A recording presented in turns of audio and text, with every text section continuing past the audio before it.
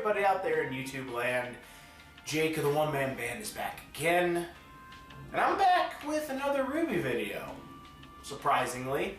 You know, I did that one about the terrible tactical decisions that the Elysian army did. It was not cake. It was cringe, father. I then just was like, okay, now it's time for me to just sit back and wait for something else to come to me.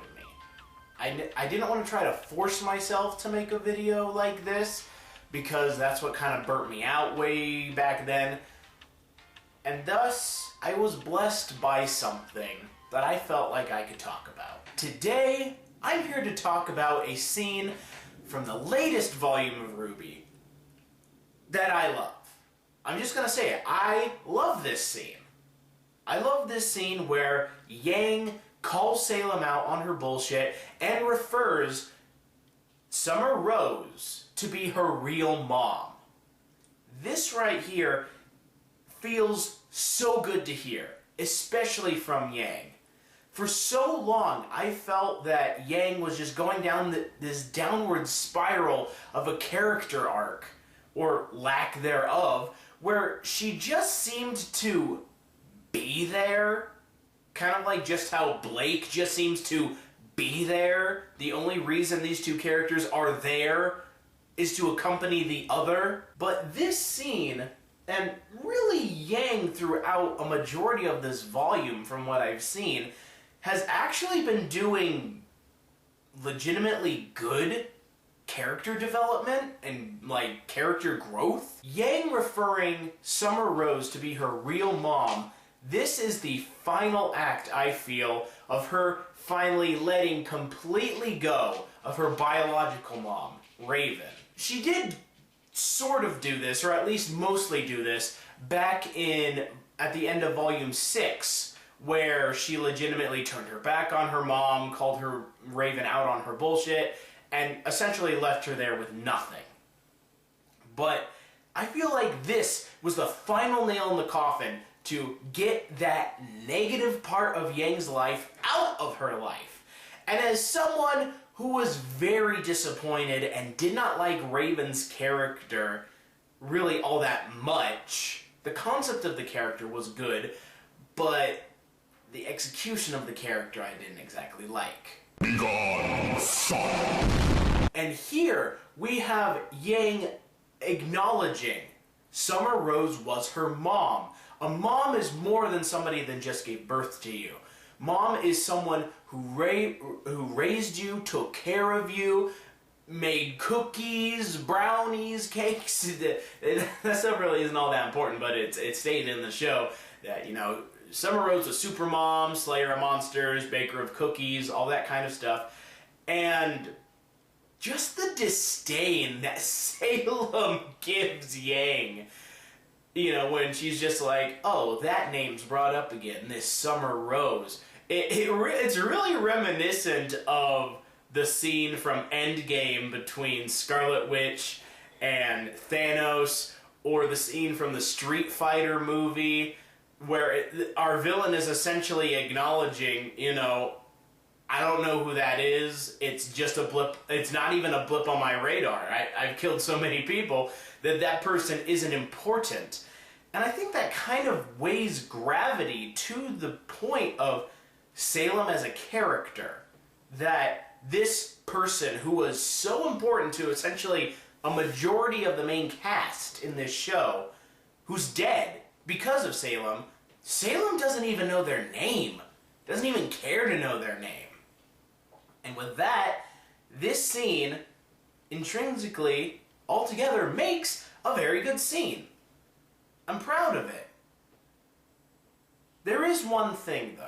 There's one thing that keeps this scene from being top tier near perfection. And to be honest, it's not Yang, it's not Salem, it's not the environment, it's not the condition that the scene is made in. The issue with this scene is Summer Rose. Now, I know I just got done saying that, oh, Summer Rose was this very important character to so much of the cast, and while that is true, the fact remains that we still know so little about Summer Rose as a character. I mean, essentially what we know about Summer Rose, she gave birth to Ruby, she raised Yang, she was married to Tai Yang, she was a member of Team Stark, and she looked like Ruby. And for some reason, she's had this... Oh, and she's a silver-eyed warrior. I forgot about that. It's okay, just... We'll just gloss over that. But we're given this paragon of a character, this almost Christ-like figure in Summer Rose. And yet, we as the audience don't know her at all. The most we've seen of her is a couple of talks, memories, and then like an essential ghost-like flashback when Ruby was channeling her Silver Eyes power back at the end of Volume 6.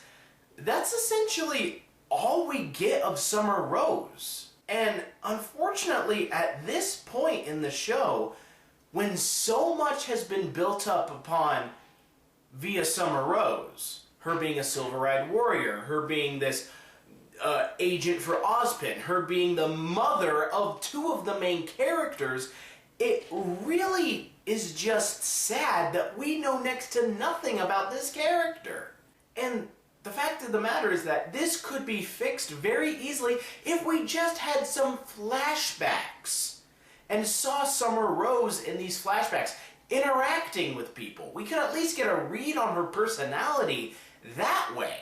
Why not have some flashbacks where Crow or Tai Yang, or hell, even Yang is thinking back to Summer Rose and how she was as a person?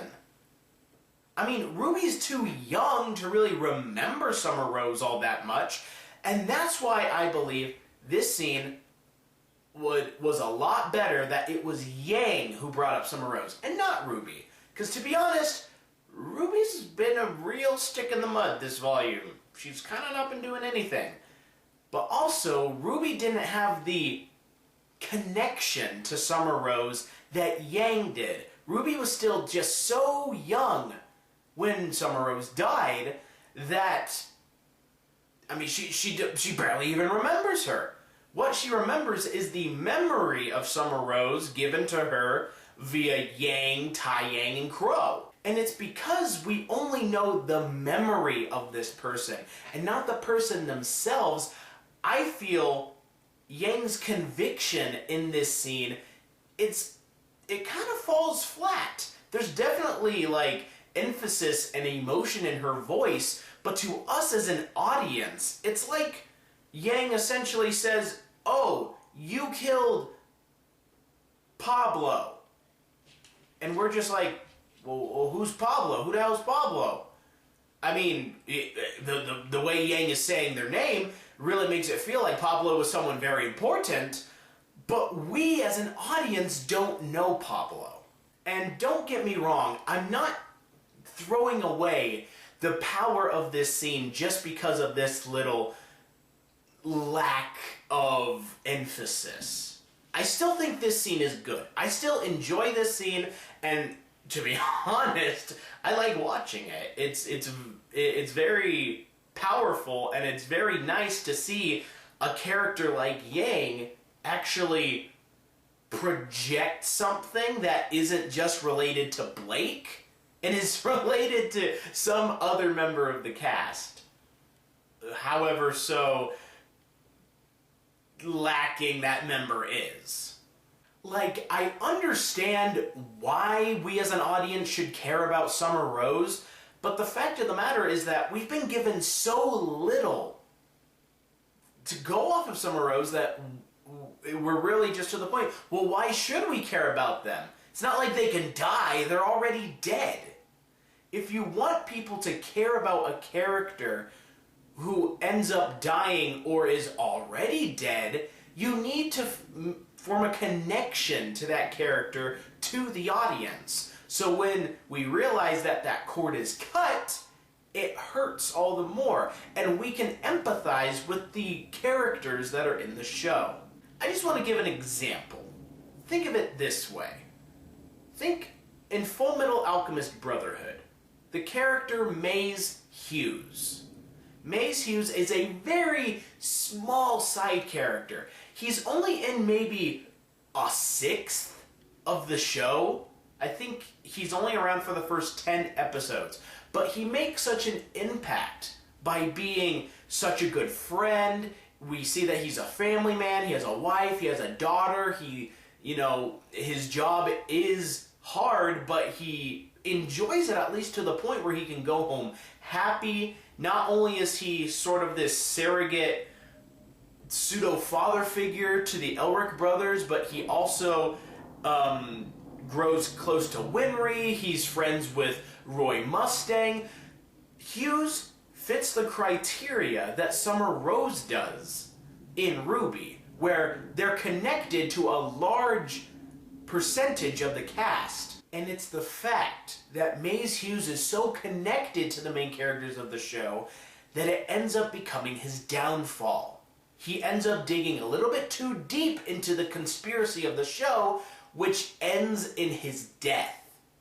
And that's what Maze Hughes is remembered as. He's remembered as the secondary character that everyone loves and then is killed. And it makes you... It hurts you when you see that on the screen, because you... Not only do you like this character, but you have formed a bond with this character in the same way the main characters of this show have. To finish the example, take Maze Hughes and take away pretty much cut out all his interactions with the main cast, but still keep the emphasis that it happened. So essentially, it happens, but it happens off screen. And we only learn about Maze Hughes until, say, his funeral. We see, oh, this guy, Maze Hughes, is being buried. And what was that? Oh, he had a connection to all the main characters, and he was, like, helping them out and doing all this cool stuff. He had a wife and a kid? Oh. Well, okay. That sucks. If we don't have that connection to the character that ends up dying, then what's the point of the character being dead? Now, I hope that example makes sense and it's not just me kind of rambling like I normally do, but actually makes sense in the example that I'm trying to give, the connection I'm trying to give. Going back to the scene in RWBY, I wouldn't even say that this is a problem or the fault of the scene itself. It's sort of the fault of the volumes leading up to this moment, that we've never been given a chance to know Summer Rose as a character. And maybe in the future that'll be fixed, but at this point right now, while the scene is really good and really powerful, it's just lacking that little bit that would make it absolutely perfect. Hey everybody, thanks for watching this video. I hope that you enjoyed me talking about this little short scene in RWBY. I mean, I want to do more stuff like this, but I also don't want to get burned out. That's why I'm not going out of my way to find scenes that infuriate me or, impress me like this one. I'm just kind of having them come to me naturally. But I'm going to be having some new projects coming out, so just keep on the lookout for those, and I'll let you guys know when stuff is coming out, maybe in an update video. This is me signing out. Don't forget to be a good person, tip your waitresses, keep moving forward, and I'll see you next time out there in YouTube land. I'll see you then.